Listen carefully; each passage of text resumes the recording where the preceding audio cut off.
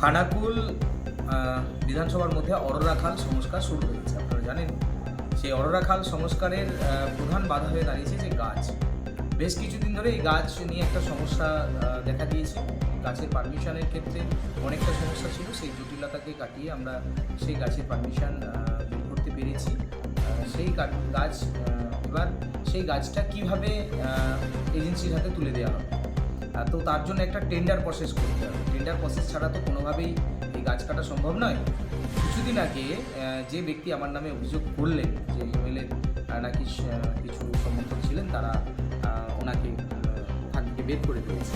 তো বিষয়টা হচ্ছে, কিছুদিন আগে অবৈধভাবে উনি কিন্তু ওখানে একটা টাকা জমা করে এসেছিলেন।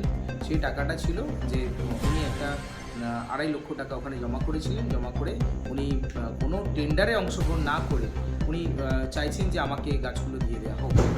কিন্তু টেন্ডার করে ছাড়া কখনোই কিন্তু কাউকে গাছ বা এইভাবে দেওয়া যায় না, কারণ টেন্ডারটা একটা সরকারি প্রসেস বা টেন্ডারটা হচ্ছে একটা স্বচ্ছতার প্রসেস। সেই টেন্ডারে অংশগ্রহণ করতে হয়, অংশগ্রহণ করে তারপরে সেই যে দরপত্র উঠবে, সেই দরপত্র অনুসারে উনি যদি বেশি সেখানে দরপত্র নিজে বিষয়টা রাখেন, উনি যদি সেই জায়গায় পার্টিসিপেটিং করেন, তো সেই জায়গায় ওনার যদি সর্বোচ্চ দর হয় তাহলে অবশ্যই ওনাকে সেই গাছগুলো দেওয়া হবে। তো বর্তমান সময়ে উনি যেটা আজকে করেছেন, যেটা আমি শুনলাম, আমি তো ওখানে ছিলাম না, আমি অনেক দেরিতে প্রায় 4টে সাড়ে 4টে নাগাদ ওখানে পৌঁছেছিলাম।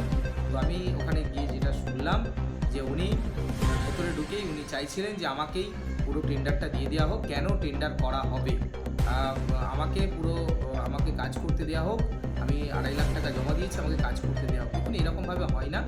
উনি যদি ভুলভাবে টাকা জমা দিয়ে থাকেন তাহলে অবশ্যই পঞ্চায়েতে তিনি সেক্রেটারি সাহেব রয়েছেন, উনি বলেছেন যে আপনি যদি ভুলভাবে টাকা জমা দিয়ে দেন তাহলে আমরা প্রসেসটা খতিয়ে দেখছি, তাহলে আপনাকে আপনার টাকাটা ফেরত দেব।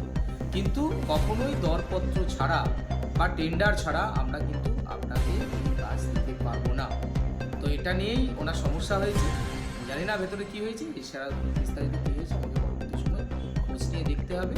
তবে আমি ওনাকে বলবো যে আপনি আসুন, আপনি দরপত্র আহ্বান করুন বা আপনি টেন্ডারে অংশগ্রহণ করুন। টেন্ডারে অংশগ্রহণ করে যদি আপনার দর সর্বোচ্চ হয়, নিশ্চয়ই গাছ পাবেন বা আপনাকে গাছ কাটার জন্য পারমিশন দেওয়া হবে। এরপর হচ্ছে আজকে যে টেন্ডার ডাকা হয়েছিল, সেই টেন্ডারে কেউ কিন্তু অংশগ্রহণ করেনি।